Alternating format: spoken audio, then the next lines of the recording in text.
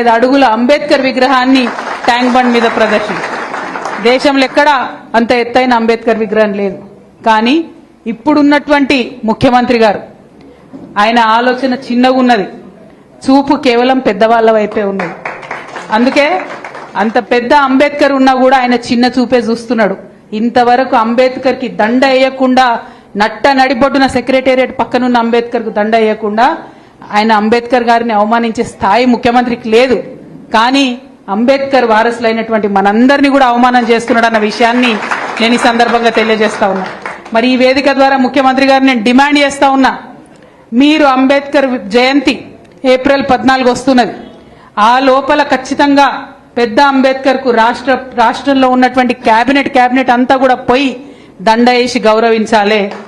లేదంటే ఏదైతే మీరు గేట్లు వేసి పెట్టినరో అంబేద్కర్ కి వాటిని బద్దలు కొట్టుకొని మేమంతా పోతాం. మా అంబేద్కర్ ను ఎట్లా గౌరవించుకోవాలో ఖచ్చితంగా అట్లా గౌరవించుకుంటాం. ఎందుకు అంబేద్కర్ ప్రస్తావన ముందు తీసుకొచ్చినా అంటే, అంబేద్కర్ ని గౌరవించలేడు, మన ఆకలిని గౌరవిస్తాడని అర్థమవుతుంది ఆయనకు. మన బాధ కేసీఆర్ కాబట్టి ఆయనకు అర్థమవుతుంది. కాబట్టి వర్గీకరణ పేరు చెప్పి ఈ ముఖ్యమంత్రి గారు చేసిన మరొక మోసం ఏంటంటే, మొదలేమన్నాడు, నేను రాగానే సంవత్సరానికి 2 లక్షల ప్రభుత్వ ఉద్యోగాలు ఇస్తా అని చెప్పి ఇయ్యలేకపోయింది. ఇంత లోపల ఏమైంది, కోర్టుల ఆర్డర్ వచ్చింది వర్గీకరణ చేయాలి అని చెప్పి. అందులో మోడీ గారు చేసిందేం లేదు, రేవంత్ రెడ్డి గారు చేసిందేం లేదు. సుప్రీంకోర్టులో ఆర్డర్ వచ్చింది వర్గీకరణ చేయాలి అని చెప్పి. వర్గీకరణ చేయాలనగా ఈయనకు ఐడియా వచ్చింది, అరే నేను ఎట్లా ఉద్యోగాలు ఇవ్వలేకపోతున్నా కాబట్టి ఒక లింక్ పెడదామని చెప్పి ఇక వర్గీకరణ అయ్యే వరకు నేను జాబ్లు ఇవ్వబోయని మొదలుపెట్టింది. 6 నెలల తీర్పు వచ్చి ఇప్పటిదాకా ఆల్లేదు సూళ్ళలేదు అన్నట్టున్నది పరిస్థితి. ఇప్పుడు ఇక తప్పక మనందరం వెంటబడి లొల్లి పెడితే కులగణన చేయాల్సి వచ్చింది.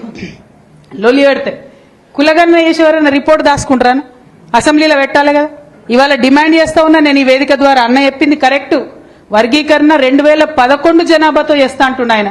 నిన్నగాక మొన్ననే లెక్క చేసింది కదా రాష్ట్ర ప్రభుత్వం. మరి మొదలు ఆ లెక్కలన్నా బయట పెట్టాలి కదా.